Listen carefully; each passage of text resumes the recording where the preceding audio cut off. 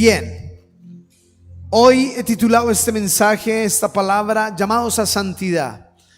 De hecho, es el lema que tenía nuestro logo como Iglesia del Nazareno, un logo antiguo de hace muchos años. Gracias. Tenía ahí en el logo, aparecía el lema, llamados a santidad. Es un lema que hace distintivo el propósito y el énfasis de la iglesia, llamados a santidad. Déjeme hacer un paréntesis aquí para hablar un poquito de nuestra historia de la iglesia, para que también podamos tener esa identidad como pueblo, como hijos de Dios. La Iglesia del Nazareno hace más de 113 años, en 1908 se conformó la primera iglesia del Nazareno en Texas. Allí se abrió la primera iglesia del Nazareno de manera oficial. La iglesia actualmente está en más de 160 países. En Sudamérica tenemos 2.800 iglesias más o menos. Aquí en Colombia casi 100 iglesias. En esta zona, en Santander, tenemos apenas 6, 8 congregaciones, contando 2 nuevas obras. Exactamente 8 iglesias tenemos aquí en esta zona en Santander, incluyendo una al sur de Bolívar. La iglesia inicialmente se llamaba Iglesia Pentecostal del Nazareno. Así se llamaba la iglesia, Iglesia Pentecostal del Nazareno. Pero ¿por qué el cambio de nombre? ¿Por qué en un momento u otro se dio ese cambio de nombre de la iglesia? La iglesia actualmente, como le digo, está en más de 160 países y ha tenido un crecimiento especial en los últimos años, especialmente en lugares como Sudamérica, inclusive África, Eurasia. Dios ha hecho cosas grandes y maravillosas. Pero ¿por qué el cambio de nombre? En un momento de la historia de la iglesia hubo un énfasis pentecostal fuerte del mover del Espíritu Santo, al punto que se llegó a creer que el hablar en lenguas como don del Espíritu Santo era la evidencia de ser llenos del Espíritu Santo. Nosotros creemos en el don de hablar de lenguas, creemos en el don de la interpretación de lenguas. Pero la creencia en aquel entonces era que el hablar en lenguas era la evidencia única de que alguien tenía o era lleno del Espíritu Santo. Pero cuando vemos en la palabra, vemos que la iglesia de Corintios hablaba en lenguas, pero eran murmuradores, contenciosos, divisores. Entonces como que no cuadra mucho como testimonio del Espíritu Santo. Entonces la iglesia, incluyendo la nuestra, y ahora nos hacemos partícipes de esta línea, de este pensamiento, es de que creemos que la evidencia de que una persona tiene y es llena del Espíritu Santo no radica en los dones que tiene, así sean las mismas lenguas, sino en el fruto que da. Y ese es el énfasis. Más que los dones del Espíritu Santo, creemos que la mayor evidencia es el fruto del Espíritu Santo. El amor, la paz, el gozo, la fe, la mansedumbre, la templanza, el dominio propio, dan más evidencia de que alguien tiene la llenura, la manifestación, la presencia, el poder del Espíritu Santo en su vida, y no los dones. Y hoy al finalizar este mensaje usted va a tener mayor claridad de lo que le estoy diciendo. Por eso la iglesia decidió quitarle el nombre pentecostal, porque en aquel entonces el énfasis era muy fuerte y la palabra pentecostal se relacionaba rápidamente con las lenguas. Pero igual nosotros somos pentecostales porque creemos en el Espíritu Santo, creemos en el mover del Espíritu Santo, creemos en los dones, en todos los 9 y más dones del Espíritu Santo que están en la palabra. Pero la santidad para nosotros, la manifestación del fruto, será la evidencia primordial de que una persona es llena del Espíritu Santo, más que los dones. Ahora, me gusta cómo la vida que agrada a Dios la expresa Pablo, y cómo en el capítulo 1 comienza, el capítulo 4 versículo 1 dice: les ruego y les exhorto en el Señor Jesús que de la manera que aprendieron de nosotros, como conviene, se conduzcan. Y me gusta ese concepto, conducirse, y más en nuestro contexto actual. Cuando Pablo lo escribió, conducirse no era tan fuerte como ahorita. Nosotros sí tenemos el concepto de conducir. Manejar, ¿verdad? Conducir, manejar algo, es lo que darle rumbo a algo. Lo está diciendo Pablo. A la vida. ¿Cómo conduces tu vida? ¿Cómo manejas tu vida? Pero ¿por qué me gusta muchísimo el concepto? Porque se asemeja al hecho nuestro hoy día, sí, ya contemporáneo, de conducir un vehículo, por ejemplo, de manejar. Una cosa es aprender a mover un aparato, ¿verdad? Aprender a manejar el aparato. Siempre le dicen, ¿verdad? Clutch, cambio y métale al acelerador y suelta el clutch, y ahí va aprendiendo a manejar. Así aprendemos. Pero eso es muy distinto a aprender a conducir. Respetar las señales, ¿verdad? Ir a la velocidad indicada. Tener una manera de conducir correcta en la vía. Eso es distinto. Eso es muy diferente. Aprender a conducir es distinto. Y yo les confesaba que mientras tuve la moto no fui testimonio. Saltaba separadores, iba por los andenes, cruces prohibidos. Entonces no sé si es que ahora por el tema del carro no lo hago, porque no quepo, o porque me volví buen conductor. Quiero creer que me volví buen conductor. Y ahora respeto todo, ya no me ve por ahí subiendo un separador, ¿verdad? Pero en la moto sí conduje mal y reconozco. Yo sé que aquí todos conducen de manera, los he visto, hermano, dando el romboy completo, no haciendo contravía, bien. ¿Qué sucede? Conducir la vida es igual. ¿Cuántas veces semáforo está en rojo, el de la vida, y aún así lo pasas? ¿Cuántas veces el cruce prohibido está ahí marcado en la vida y lo tomas? ¿Cuántas veces vas en contravía en la vida? Todo el mundo te está diciendo que no es por ahí, pero voy en contravía. En la propia vida también conducimos bien o conducimos mal nuestra propia vida. ¿Cómo conduces tu vida? ¿Cómo te manejas en la vida? Pablo recomienda que lo hagan de la manera que él les enseñó y que él modeló. Y dice la escritura, versículo 3: pues la voluntad de Dios es vuestra santificación. Entonces note cómo resalta lo que hablamos esta semana. Porque la voluntad de Dios es vuestra santificación. Y dice que os apartéis de fornicación, que cada uno de vosotros sepa tener su propia esposa en santidad y honor, no en pasión de concupiscencia como los gentiles que no conocen a Dios. Pablo resalta que la voluntad de Dios es que su iglesia, su pueblo, sus hijos experimenten la santidad, la santificación, la consagración, el ser apartado para Dios, que esa es la voluntad del Señor. Ahora, ¿qué dice la escritura? Dice que cada uno de vosotros sepa tener su propia esposa, que te apartes de fornicación. Siempre la sexualidad ha sido corrompida por el infierno. La sexualidad es santa. La sexualidad, el sexo es algo puro. El sexo es algo sagrado que Dios inventó e hizo para la procreación y multiplicación del hombre. Tiene un diseño puro y santo hecho por Dios. Los órganos del hombre y de la mujer fueron diseñados por Dios para que funcionen de manera correcta y cumplan un propósito santo, puro y correcto. Lo sucio, lo pecaminoso, la malicia y lo malo vino del infierno. Y entonces ahí entró el pecado. Y en aquel entonces recordamos algunas películas del Imperio Romano, las orgías, las fiestas eran no solo tragos, sino desorden sexual público. Era público el asunto. Hoy día hay un recatamiento, digámoslo así, pero el pecado sigue igual.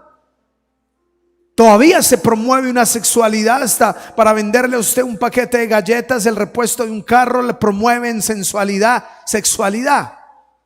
incita este mundo a eso. Todavía hay una contaminación hacia este tema. Y el apóstol dice que nos apartemos de fornicación. Pero aquí también está la motivación a las parejas que están en unión libre a que se casen. Siempre les invitamos, a cada año hacemos una campaña. La última vez hicimos campaña de matrimonio múltiple, para que el énfasis no sea el tamaño del ponqué, para que el énfasis no sea si se va de vacaciones a Cancún o no, para que el énfasis sea si el vestido es ostentoso o no. No, nada de eso es el énfasis. El énfasis es agradar a Dios. Agradar a Dios. Y nos gustan las bodas múltiples por eso, porque todos vienen a recibir la bendición de Dios. Y estamos orando y usted dice: este año me quiero casar, vamos a estar orando. Casi siempre el que no quiere es el esposo, la mayoría, pero a veces no faltará la esposa que no quiera, pero no importa. Aquí han habido en las bodas múltiples hombres que no querían casarse. Hay líderes, personas que el esposo no se quería casar, pero a través de un proceso de oración Dios tocó su corazón y recibieron la bendición de Dios y están bendecidos por el Señor. Apartarse de fornicación. Los novios, apartarse de fornicación. Y si están seguros, entonces cásese para que no se esté quemando, dice la palabra. Porque es un tema que es claro la escritura. Pero note que el matrimonio no es la solución total para la santidad en esta área. Porque seguido de ahí dice: cada uno sepa tener su propia esposa. Seguido de ahí dice: no en pasión de concupiscencia. Perdón, versículo 4 dice: que cada uno de vosotros sepa tener su propia esposa en santidad y honor. ¿Qué significa esto? Escúcheme bien. Que podemos estar casados, pero aún así no tener santificado nuestro lecho. Así que aquí también hay un mensaje al casado. Le está diciendo que tenga tu esposa en santidad y honor. Y aclara: no en pasión ni en concupiscencia, como los gentiles que no conocen a Dios. Y aquí tengo que hablar de un compañero que tenía de trabajo hace muchos años, unos 20 años más, tiempo atrás. El tipo era enfermo sexual. El tipo andaba por las calles piropeando, mirando todo lo que se le atravesara, era para allí, para allá, no perdonaba nada ni a nadie. Enfermo, totalmente enfermo con ese tema. Y tenía esposa. Yo me había convertido a Dios y yo le decía que mirara eso, que controlara eso. Me decía: no, igual en la noche me desquito con mi esposa. A eso me refiero. Tenga a su esposa en santidad y honor. No puede ser solamente un instrumento en el cual el hombre desfoga sus pasiones. No solamente es un instrumento, sino que dignifique a su esposa. Santidad y honor. Santidad y honor. A veces dice ahí: en pasión y concupiscencia, de tanto que se alimentan aún de pornografía y quieren tomar a su esposa como un instrumento para saciar lo que han visto. Santidad y honor hacen parte de la santificación de nuestra vida, de nuestra familia. Y dice: como los gentiles que no conocen a Dios. Eso déjeselo al que no conoce a Dios. Y dice la escritura, versículo 6, da un giro para que no nos quedemos solo en el tema sexual, y dice: que ninguno agravie ni engañe en nada a su hermano, porque el Señor es vengador de todo esto, como ya se lo he dicho y testificado. El agravio también no es santidad. Ofender, agraviar es ofender, insultar o ser injusto con un hermano. Usted contrató un hermano, trabajó y no le pagó, lo agravió. Insultó al hermano, lo agravió. Habló mal del hermano, lo agravió. eso también no hace parte de la santidad. Agraviar al hermano no es, ser injusto no es. Y dice, versículo 7, pues no nos ha llamado Dios a inmundicia, sino a santificación. Dios no nos llamó a que nuestra vida sea cada vez más inmunda. Dios no nos llamó a que nuestra vida sea cada vez más degenerada y pervertida. Ese no es el llamado, todo lo contrario. Nos llamó a perfeccionarnos, a mejorarnos, a hacer de nosotros cada vez mejores personas para la gloria y honra de su nombre. Amén. Ese es el llamado a santidad. Denle ese aplauso al Rey de Gloria.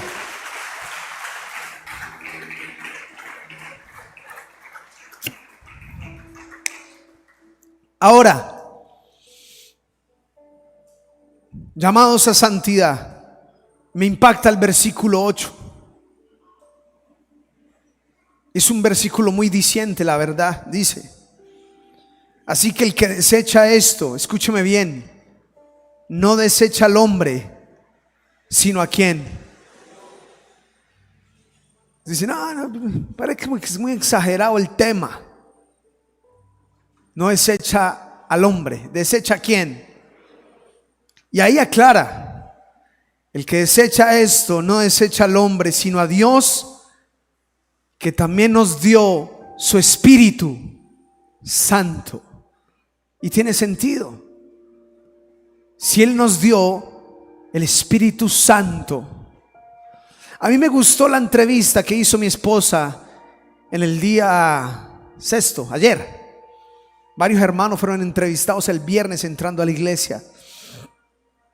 Y me gustó las respuestas de la mayoría. No, todos respondieron excelente, sacaron 10. Me gustó que todos en distintas palabras tienen claro qué es santidad y qué es ser santo. A veces no necesitamos tener la teología más profunda, los estudios teológicos más profundos para definir la santidad. Pero en el fondo de tu corazón sabes de qué estamos hablando. En el fondo sabes que si el Espíritu de Dios, si Dios es santo, sagrado, puro, eso demanda algo de nosotros. Eso lo tenemos claro. Así no te entendamos la teología.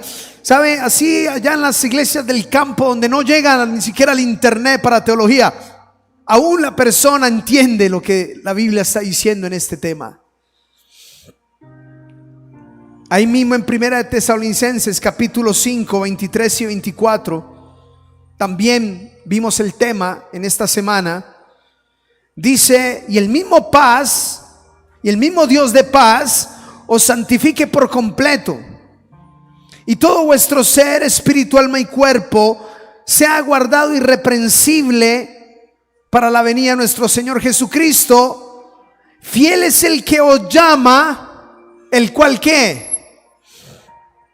Dios te llamó a santificación. Dios te desea santificar por completo. Dios lo va a hacer. Solamente está buscando corazones dispuestos. Solamente está buscando corazones llenos de fe. Dios sabe quiénes somos. Dios sabe de qué estamos hechos. Dios sabe lo que hemos hecho. Pero Él no te va a juzgar ni a condenar. Pero si quieres que... ¿Tú crees que Dios, cuando tú vienes y le dices: Señor, estoy tan sucio, límpiame? ¿Tú crees que eso le molesta a Dios o le impide a Dios limpiarte? Al contrario, se goza limpiándote. Recuerda al hijo pródigo cómo vino. Recuerda cómo vino el hijo pródigo y cómo obró el Padre en él. Ese es Dios limpiando a su hijo del olor a los cerdos, limpiándolo, vistiéndolo. Eso es el proceso de santificación. Ahora, es un acto de fe. Diga al que está a su lado: es un acto de fe. No es mérito humano, esfuerzo humano, capacidad humana. Es fe. ¿Cuántos de los que están aquí aún ahí conectados creen que Jesús perdonó tus pecados ahí en la cruz del Calvario, te limpió y te perdonó? ¿Cuántos lo creen con su corazón? No viste a Jesús morir en la cruz, no lo viste, pero lo crees y confías y descansas en ese acto de fe. Y estás aquí porque en el fondo dices: Señor, tu sangre me limpia y tú me perdonaste en la cruz. Y puedes decirle Padre nuestro y orarle porque te crees perdonado por la fe. No porque viste a Jesús morir en la cruz, sino porque lo crees que fue así. Lo mismo es la santidad. No necesitas ver cómo Él va limpiando tu pecado, no necesitas verlo, pero lo crees con todo tu corazón. Amén. Ahora, quiero ir un poco más allá en esta hora. Voy a ver un ejemplo de qué es una decisión de santificación. Vamos a Hebreos capítulo 11, por favor. Hebreos capítulo 11.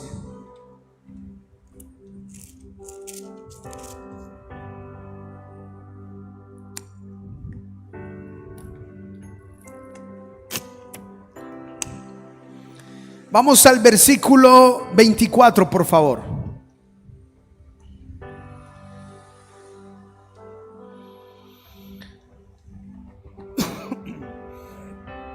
Dice: por la fe Moisés, hecho ya hombre, rehusó llamarse hijo de la hija de Faraón.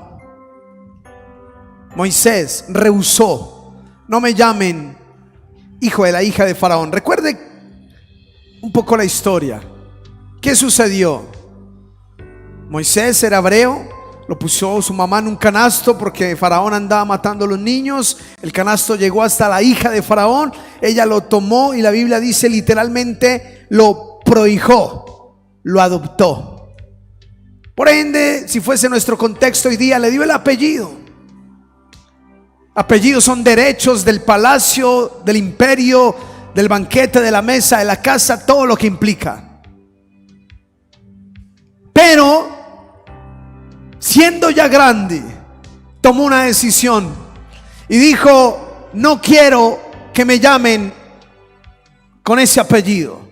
No quiero los derechos, el honor y todo lo que humanamente vale. Eso no lo quiero. Rehúso a eso. Qué decisión tan tremenda. Rehúso a eso. No quiero eso.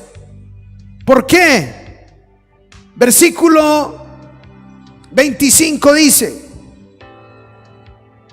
escogiendo antes ser maltratado con el pueblo de Dios que gozar de los deleites temporales del pecado. Escogiendo antes ser maltratado. No me llames hijo de la hija de Faraón. No quiero ese apellido, no quiero esos honores, no quiero ese honor, privilegio. Escojo el maltrato que sufren los creyentes.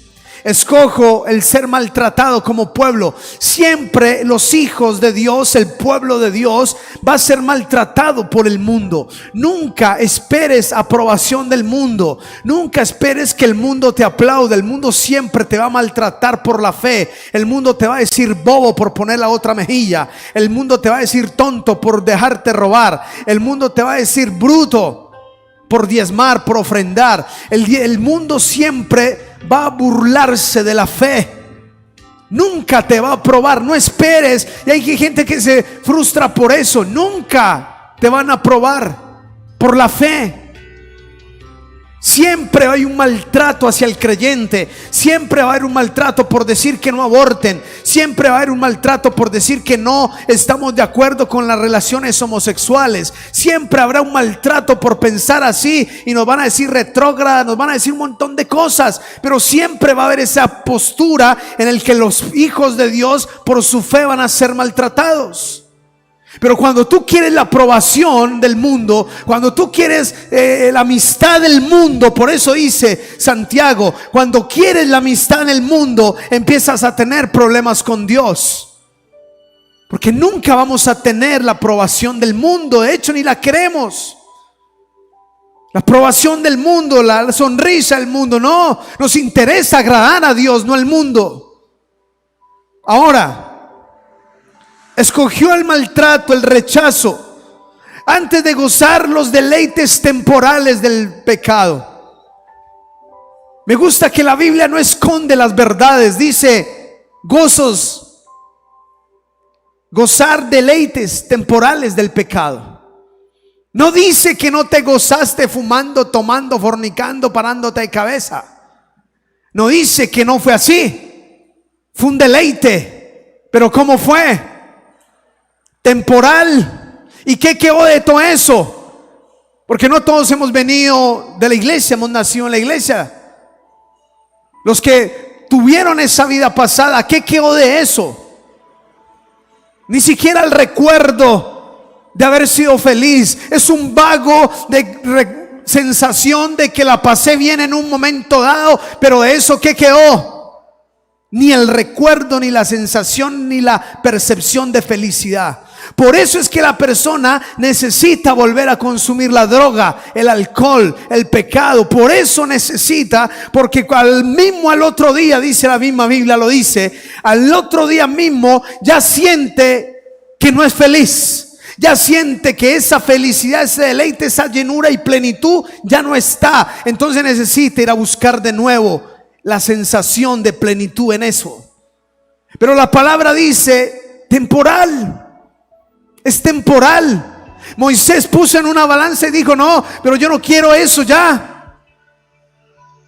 Ya no quiero lo temporal, quiero lo eterno, lo que permanece, lo que el diablo, ni el mundo, ni nadie me lo puede quitar. Quiero lo que Dios da, que permanece para siempre, aunque el cielo y la tierra se acaben. Lo que Dios te pone y te da permanecerá para siempre, y no te queda la sensación. No, ¿sabes por qué? ¿Por qué no en Cristo es distinto? Porque cuando estabas en el mundo y te emborrachabas y pasaba todo eso, al otro día quedó la sensación de haber estado feliz y contento, pero como era temporal se acabó. Por eso necesito ir a buscar de nuevo. En Cristo no. En Cristo tengo una sensación continua y presente de que estoy bien. ¿Por qué? Porque mi bienestar es la presencia gloriosa de Dios, y mientras Él esté conmigo siempre tendré un presente continuo de paz y de bendición. No un vago recuerdo, porque la presencia de Dios está aquí conmigo hoy y ahora. Por eso no es temporal. Y esa presencia, lo más hermoso es que es eterna. Así que lo tendré a Él por la eternidad. Por la eternidad. Versículo 26 dice: teniendo por mayores riquezas el vituperio de Cristo que los tesoros de los egipcios, porque tenía puesta la mirada en el galardón. Puso una balanza y dijo: ¿dónde están mis riquezas? ¿En los tesoros de los egipcios o en Cristo? ¿Dónde están tus riquezas? ¿Cuál es tu riqueza? ¿Los tesoros de los egipcios o Cristo?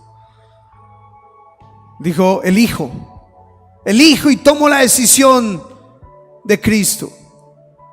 Y la mirada estaba puesta en el galardón.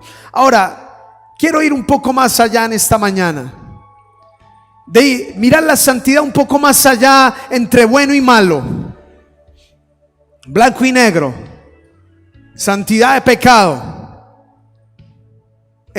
porque casi siempre decimos santidad, juicioso, responsable, trabajador; malo, borracho, degenerado, depravado.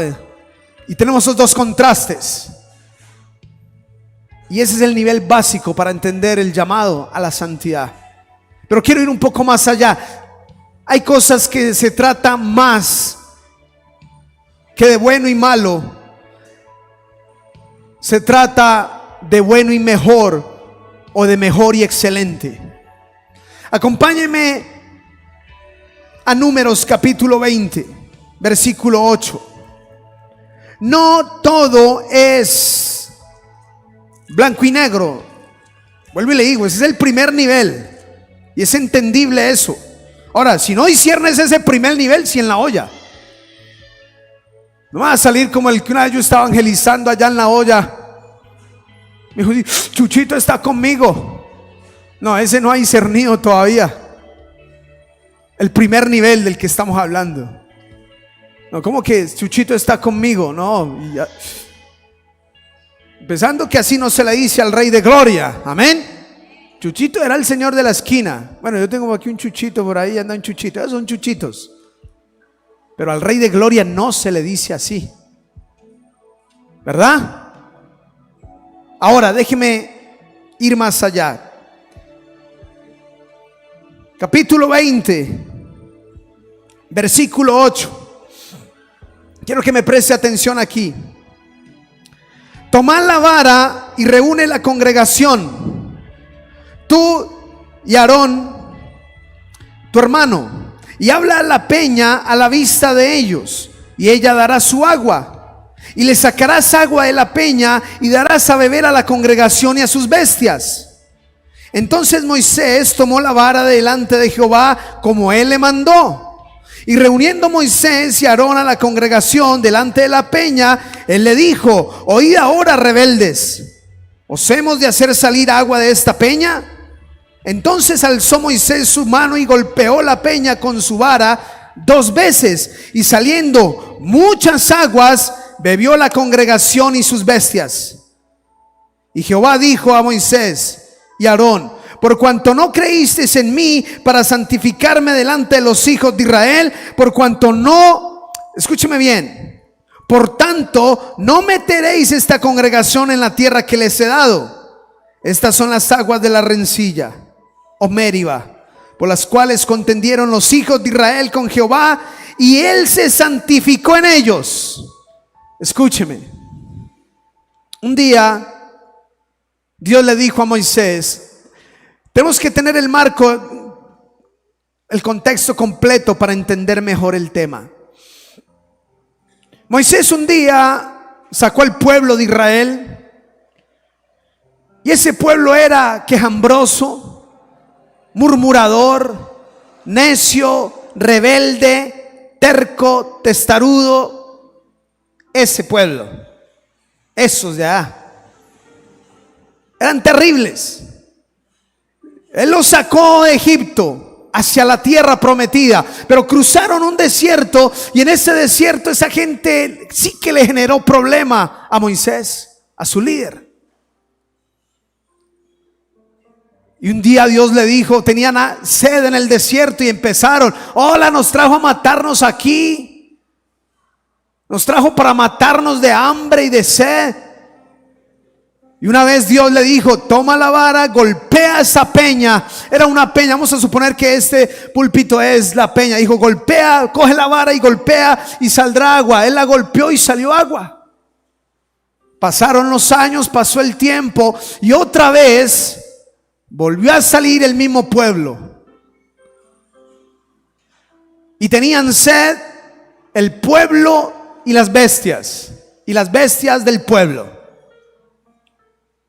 Todas las bestias, los de 4 patas y los de 2 pies, tenían sed. Todos tenían sed. Y otra vez Moisés nos trajo a matar, y otra vez la mismo. Y ya ese día Moisés, escúcheme bien, ya era un hombre santo. Moisés ya había elegido a Cristo. Pero ese día Moisés no estaba como de buenas pulgas, como dice la gente popularmente. Y Dios le dijo: toma la vara. Y él lo hizo. Y dice, de hecho, el versículo 7 dice, y reunió, versículo 9 dice: entonces Moisés tomó la vara delante de Jehová como él mandó. Tomó la vara, se paró junto a la peña, reunió toda la congregación y la embarró. Dios le dijo: háblale a la peña. Mire bien la orden. Háblale a la peña a la vista de ellos, y de ella darás su agua, y sacarás aguas de la peña. Pero Moisés se paró, y en el versículo 10 dice: y reunieron Moisés y Aarón. Y mire lo que dice: os hemos de hacer salir aguas de la peña. Y dice que cogió ahí, ni siquiera una, 2 veces. Yo no sé qué le pasó a Moisés ahí. Se le fueron las luces. Se le fueron las luces a Moisés. Y aquí quiero decir algo. Por eso no son los dones. Por eso no son, el tema de la santidad no son los dones. El tema es más allá que eso. La gente se confunde porque pone la mirada en el lugar correcto o en las cosas incorrectas. La gente dice: ese hombre hace milagros, ese hombre habla en lengua, ese hombre tiene tremendos dones. Pero te hago una pregunta: ¿qué tenía que hacer? ¿Hablar o golpear? Hablar. Golpeó. ¿Eso qué se llama?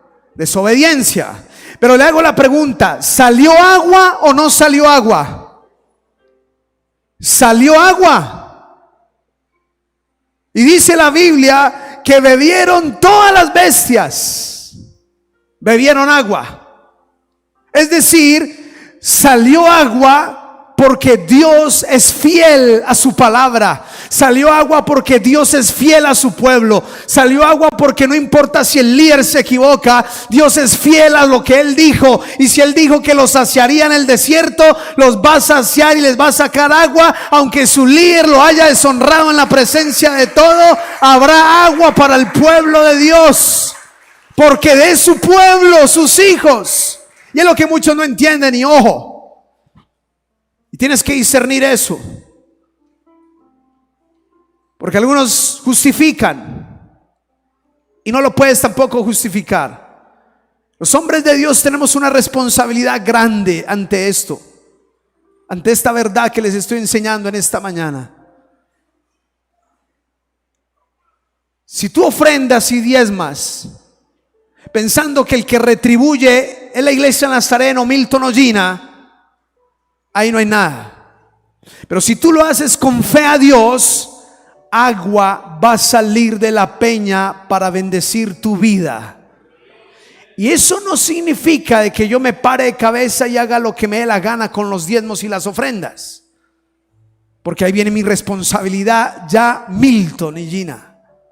Y le pedimos a Dios siempre que nunca nos quite el temor, la sabiduría y la administración de lo que nos permite ser mayordomos de su reino, porque no somos dueños de nada, administradores solamente. Pero agua va a salir. Por eso gente dice: no entiendo cómo. Yo conozco hombres de Dios, tremendos profetas de Dios, con palabra profética tremendo, y no son sanos en su área financiera. Son ávaros, son orgullosos, son codiciosos con el dinero, y a veces hasta manipulan la gente, y tienen el don. Y entonces hay uno que dice: no confundas, porque si la gente se congregó para recibir una palabra de Dios y ser saciados, el agua va a salir, porque es su pueblo, son sus hijos, y Él los va a saciar. Los que no se pueden confundir son los Moisés, los líderes, los siervos. Hay algunos, tristemente tenemos que decirlo públicamente, ni Dios lo tapó en la Biblia, hoy día tampoco se tiene que tapar. Hay unos que dice: pero cómo no, ese hombre está bien porque hace milagros. No, eso no es garantía que está bien. Puede ser, tiene un don, pero eso no significa, y le va a dar cuentas a Dios de eso. Créame, una vez alguien llamó a la iglesia, hay un número ahí en la página, y alguien llama, yo estoy en la oficina, contesté, pero no sabía que era el pastor. Ella me llama y me dice, y me tocó el tema de los diezmos. Dices que el tema de los diezmos, el abuso con el tema de los diezmos. Yo dije: el diezmo es un acto de fe. Pero tampoco desconozco el abuso de muchas personas que han hecho mercadería de la fe. Eso es una realidad. Pero eso no significa que no esté bien. Pero yo le dije algo a esa señora y se lo digo aquí, y a todo el que me escuche lo enseño. Pero ¿en qué Dios crees tú? Yo le dije a esa señora: si usted viene a una iglesia a adorar, a orar, a bendecir un Dios todopoderoso, y crees que el que está ahí al frente se puede burlar de él como quiere sin que pase nada, ese Dios que crees no es el de la Biblia. Porque el de la Biblia dice: Dios no puede ser burlado. Todo lo que el hombre siembre, eso mismo cosechará. Es obvio que si yo hago mal, el Dios, el dueño de la iglesia no es Milton Gina, no es el superintendente general, no es nadie de la iglesia. El dueño de la iglesia se llama Cristo Jesús. Y Él da la paga y retribuye a cada quien según sus obras, dice la palabra del Señor. Amén. Así es que no nos confundamos de quién está al mando y al liderazgo de la iglesia. Es Él. Y Moisés se le fueron las luces. Se le olvidó a quién servía. Por la presión, el orgullo, la altivez, qué sé yo, algo pasó en su corazón. Estaba cansado, cargado. Como dijo el cura Lineros. Usted ya escuchó como dijo, ¿no? Ya no ama más. Averigüe entonces. El cura Lineros ya no ama más. Quizá Moisés ese día también dijo: aquí ya no doy más. Ya esta gente me sacó la piedra y ¡ta!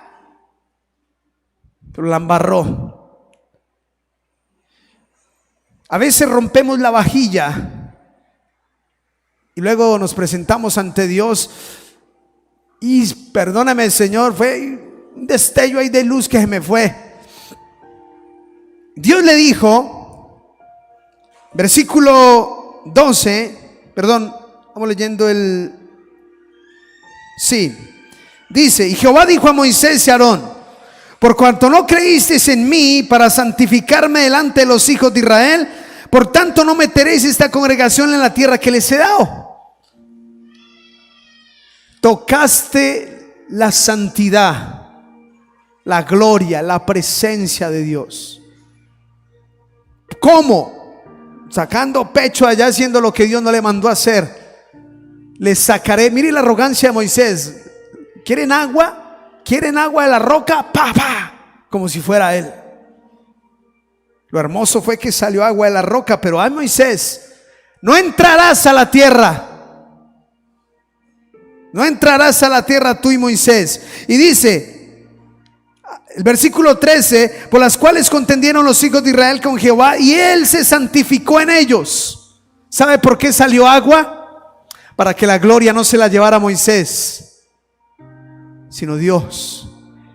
Se santificó en ellos, dándole el agua que necesitaban. Pero un día Moisés se levantó ese día contento.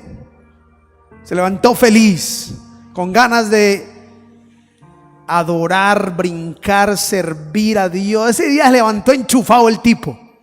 Acompáñeme ahí a Deuteronomio capítulo 3, versículo 23. El tipo se levantó feliz ese día y dijo: yo no sé si a usted no le ha pasado que unos días se levanta así como: hoy quiero amar, cantar, servir al Señor, quiero hacer todo lo mejor para Dios. Y ese día, creo que fue el día de Moisés, se paró y dijo: y oré a Jehová en aquel tiempo, diciendo: Señor, tú has comenzado a mostrar a tu siervo tu grandeza y tu mano poderosa, porque ¿qué Dios hay en el cielo ni en la tierra que haga tus obras y proezas como las tuyas? Pase yo, te ruego, y vea aquella tierra buena que está más allá del Jordán, aquel buen monte y el Líbano. Pero Jehová se había enojado contra mí a causa de vosotros, por lo cual no me escuchó. Y me dijo Jehová: basta, no me hables más de este asunto. Uy, hermano, la santidad a veces va más allá de bueno o malo, a veces de mejor a excelente. Puedes limitar lo que Dios quiere hacer en tu vida. Puedes limitar el propósito que Dios tiene contigo. Puedes limitar lo que Dios, hasta donde Dios te quiere llevar. Puedes limitarlo. No necesariamente por alcohol, drogas, promiscuidad, desorden, no. Sencillamente porque Dios te dijo habla y tú golpeaste. ¿Y sabe qué sucede aquí? Él limitó, y un día llegó y él dice: en aquel tiempo oré y le dije: Señor, ya pásame, déjame ir, quiero entrar a la tierra. Y tremendo que el Señor le conteste, le dice: basta ya, ni me hables más del asunto, decidido, no entras. Ese es el carácter radical de Dios con el que a veces no nos queremos encontrar, cuando Dios dice no. Y así dice la escritura: Esaú procuró con lágrimas volver a retomar su primogenitura, y aunque lloró y oró y procuró, dice la Biblia, Dios le dijo no. Esto habla de un Dios que da oportunidades, da momentos, pero cuando te dice no, es no. Moisés se dio cuenta que en un momento, un impulso tocó la gloria, golpeó la gloria, la santidad, la presencia de Dios. Les estoy sincero, a veces yo pensé y dije: a mí me parece injusto, es una fallita. Yo un día lo pensé, dije una fallita y lo dejo por fuera. Me dije: Dios está como muy radical. El Señor me mostró lo siguiente, siempre lo comparto con esto. Si a mí me insulta a mi mamá, una persona que no conozco, que no es nadie para mí, en el momento me puedo ofender. Como una vez me pasó, iba saliendo aquí del parqueadero, saqué el carro, venía una moto, el tipo se asustó. Ni siquiera fue que así lo hubiera, no, se asustó. Pero de aquí para allá yo creo que me insultó a mi mamá de lo peor. El momento no me gustó, obvio, pero a los 10, 15 minutos eso ya te me ha olvidado y usted ya está para risalear, porque es un nadie para mí. Pero si el más cercano, un íntimo, tu esposo, tu hijo, te hace un insulto de ese nivel, ya no es lo mismo. El efecto no es igual. El que golpeó esa roca no fue un cualquiera. Hubiera sido un cualquiera, Dios lo perdona y lo deja entrar. Pero el que desobedeció ahí fue el que hablaba cara a cara con Dios, un íntimo. Y esa no podía pasarla como un cualquiera. ¿Cómo estás conduciendo tu vida? Condúcela por la ruta de la santidad, del llamado a la santificación. Dale la gloria a Dios, a lo sagrado, a su presencia, a su palabra, a su poder. Mira, eso cambiaría tu vida si honras lo sagrado de Dios. Me gusta más el concepto sagrado. Si yo te digo algo sagrado, de una vez le das el respeto debido. Es lo mismo, la santidad es lo mismo. Quiero finalizar con esto. Un día iba en la calle, había un hermano que estaba viniendo a la iglesia, y cuando yo crucé una calle y lo vi, estaba fumando, y me vio y ¡fa! Botó ese cigarrillo que yo no sé a quién le cayó, si quemó o no quemó a alguien, pero yo me sentí mal. Cuando tuve la oportunidad de hablar, le dije: hermano, yo no soy nadie, por mí ni se preocupe ni se afane, obviamente no me da alegría verlo fumar. Le animo a que venza eso en el nombre de Jesús. Eso no es bueno para su cuerpo. Pero no, yo no soy nadie. Porque tú vives es para quién. tú conduces es para quién. Tú haces las cosas es delante de los ojos de quién. Y cuando tú honras esos ojos, cuando tú honras esa mirada, cuando tú honras esa presencia, cuando tú honras esa gloria y esa santidad, créeme que agradas el corazón de Dios. Cuando puedes estar en tu cuarto allá escondido, cuando puedes estar lejos de tu casa, cuando puedes estar allá en lo más secreto y estás quizás viendo ahí páginas y en un momento te sientes tentado a hacer lo que no tienes que hacer y dices no, porque aquí está la mirada más santa, conmigo está la mirada sagrada, conmigo están los ojos del Señor. No lo hago porque tú estás aquí conmigo. Eso le agrada a Él y eso es recompensado por Él. No el que está aquí, viene, páselo. No, eso no le agrada a Él. A Él le agrada que honres su presencia, que honres sus ojos, que honres su mirada. Cuando tú eres consciente de esa mirada, créeme, tu vida va a cambiar radicalmente. Cuando tú eres consciente de esa mirada, vas a cuidar lo que hablas, vas a cuidar lo que dices, vas a cuidar lo que haces, aun estés donde estés, porque sabes que los ojos de Jehová contemplan toda la tierra y su galardón y recompensa es para los que tienen un corazón limpio y recto para con Él, dice la palabra, para mostrar su poder y su favor a los que tienen un corazón recto y puro delante de Él.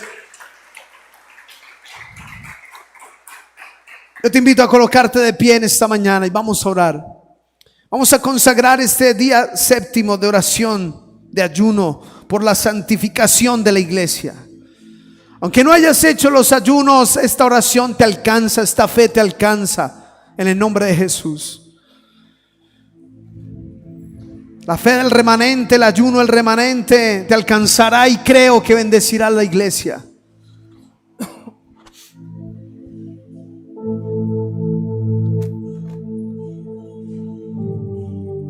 Santifícate. Anhela manejarte, conducir en santidad. No para los hombres, para Dios. Porque cuando tú honras esa presencia, cuando tú honras su gloria, su poder, cuando honras la santidad de Dios, su corazón se agrada. Y cuando su corazón se agrada, su mano es abundante para sus hijos. Vamos a orar.